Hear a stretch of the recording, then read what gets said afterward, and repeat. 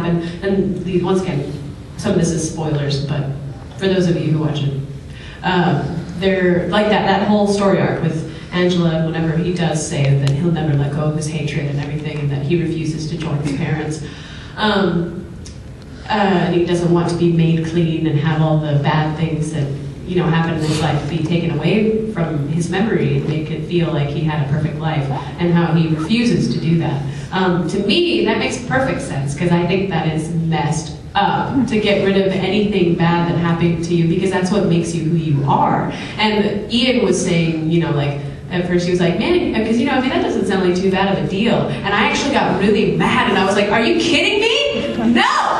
That's BS! Like, you don't do that! Like, and he was like, and that's why you're Seattle. and then whenever, with Pluto, whenever I gave him the order to, spoiler alert, when I gave him the order to kill him, Ian was like, it's so sad. This is so sad to me that we had to do this. And I was like, he's burning down London. Of course you have to kill him. Are you kidding me? What the crap? And he was just like, but it's sad. I was like, no, it's not. It's burning down London. You're all crying. Kill it. And once again, that is why you are Seattle. So he just has a lot of, there's a lot of intricacies. I feel like it does take a subtle performance to bring it all out. That's the thing. He's not a very in-your-face character, but there is so much going on, and he does a lot of really intense things. But you still have to do it. He's still very subtle at the same time. He's very British. So yeah, but I think it's why I also love him so much. Next. I heard you were Renge from Oron. No, I'm not. No. I played Shiro Takauchi. Yes. Okay. Sorry. Yes. Another question. Were you Rei Ayanami? Yes, I was Rei. Dear God, okay. But only in the movies, only in the rebuild, like yeah. That's awesome. Thanks. Did you enjoy her role?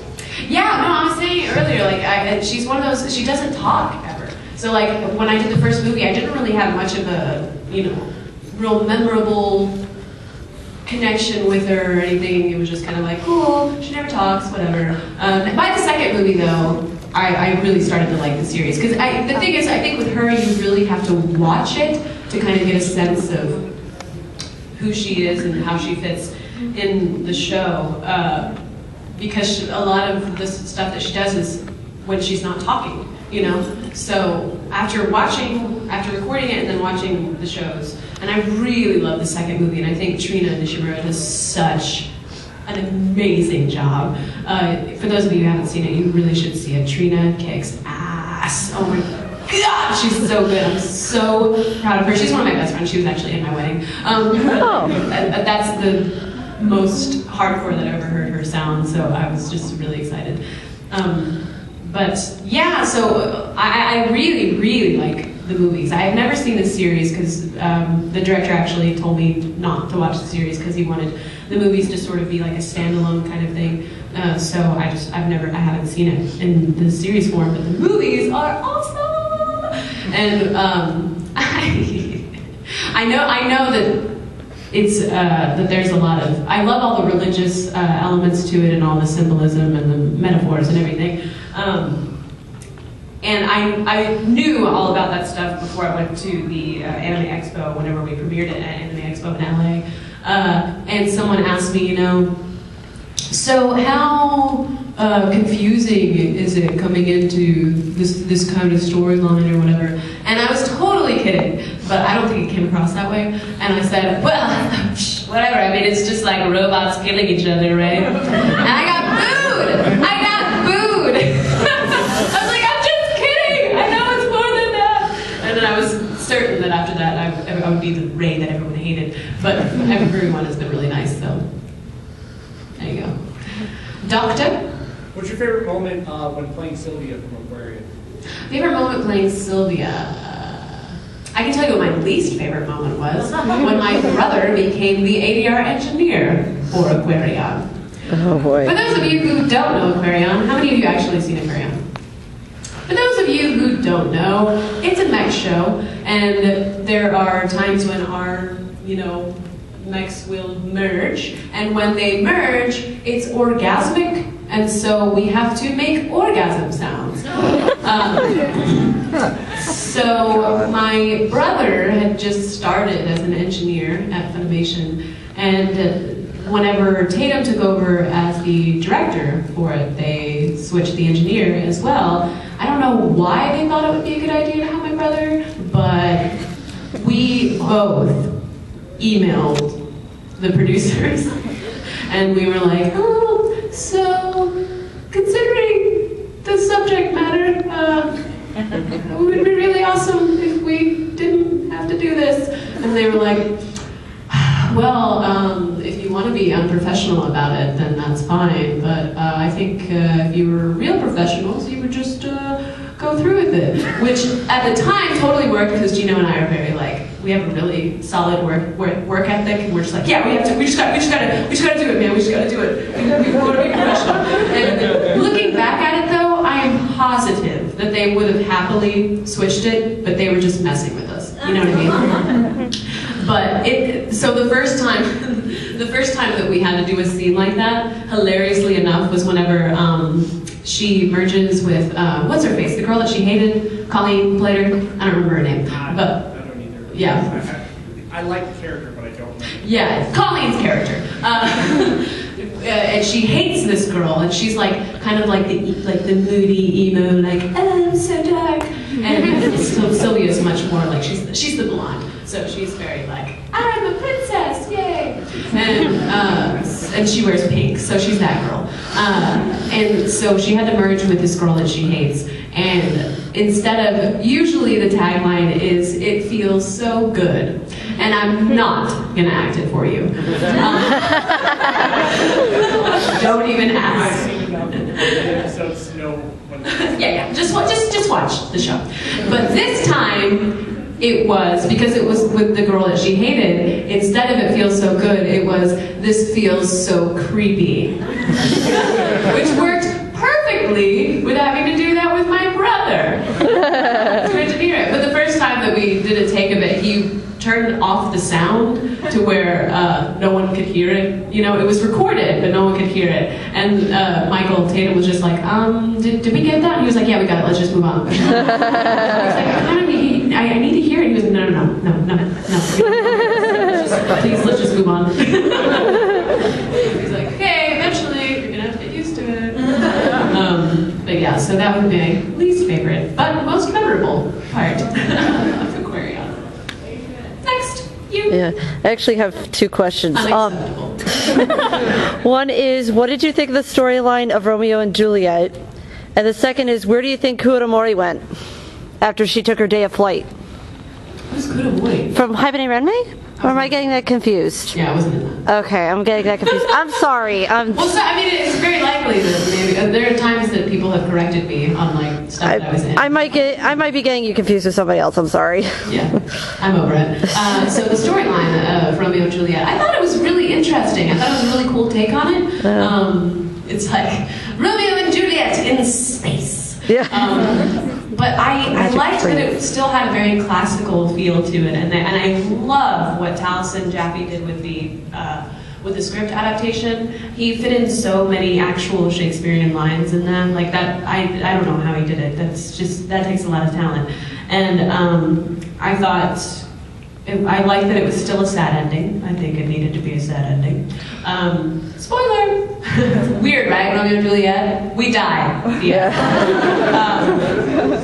But I thought it was really cool. I felt like it did a good job of respecting the original material, but at the same time kind of being its own thing. That's just me. I'm sure. Yeah, I was about to say that magic tree really freaked me out. Magic tree was awesome. It's the only reason it was in the air. Next. What other instruments do you play? I, according to the University of North Texas, am proficient at piano, which basically just means I can play scales and sight read really slowly. So I can play piano-ish. I mean, I'm not really that great at it. And for some reason, I'm so terrified of playing instruments in front of people. I noticed that. I'm not afraid of singing in front of people at all, obviously, but I don't know. Did any of you guys ever watch Throwing Stones, the web series I was in? One person, yay! Well, we also, the way that it was, so you guys should totally check it out, actually. Throwing Stones, where we have a YouTube channel. Just Google Throwing Stones, and I think we have our website is throwingstoneswebseries.com. I played a very small part in it, but whenever we were releasing new episodes, every Wednesday we would have a live show that I hosted along with John Christie, who also played a small part in it, and we would have main members of the cast come in and we would take questions from you guys and stuff.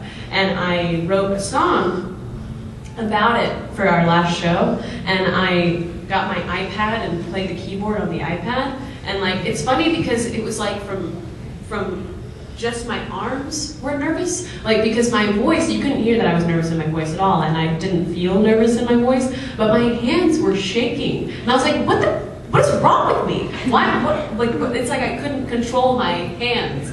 And it's not like I was playing anything difficult either, but yeah, for some reason I'm just really nervous about playing instruments. I think it's because my dad and my brother are incredible guitarists. My brother actually is, for Guitar Hero 3, all of the cutscenes and everything, Slash played the opening, my brother played the closing. Like, so he's really good. So I guess I've just always been intimidated by that part of my family. I mean, my mom's a singer, but I guess my mom's not as much of a jerk as my brother and my dad. So she made singing fun. But yeah, so I don't know why. I wish that I would get over it and just play instruments, but I just don't. So I'm decent at piano. I'm proficient, as my degree states. Your favorite, what was your favorite part about playing Eve in Black Cat? My favorite part about playing Eve in Black Cat would have to be Brandon Potter, who played Sven, is actually one of my best friends. In fact, he got ordained online and married my husband and I. He was our minister, and we've been friends since I was 15. So that was his first lead role to get. And so I was so excited because they have the sweetest relationship, I think. Especially that scene whenever he gives her ice cream for the first time, and she's just like, I like ice cream. And so that was definitely my favorite part, was getting to play opposite Brandon and just getting to kind of see him come into his own as a voice actor, because he's an amazing stage actor. He has actually done some stuff off Broadway and everything, and he lives in New York right now. And so it was cool to see him go make that switch from like stage actor to voice actor. So that was my favorite part of the whole thing. What was it like working with Vic Mignogna in Full Metal Alchemist when you did Nina and Edward Fox? Actually, he was not recorded before I went in. I went in before he did, so I didn't get to hear him. But I do remember, it was before I didn't meet him till well after I had done that part. But whenever I watched it on Cartoon Network, whenever it first aired, I remember just being floored by his performance. I thought it was so moving. Like whenever he confronts Shao Tucker about it and like is like yelling at him or whatever and is, you know, beating him up.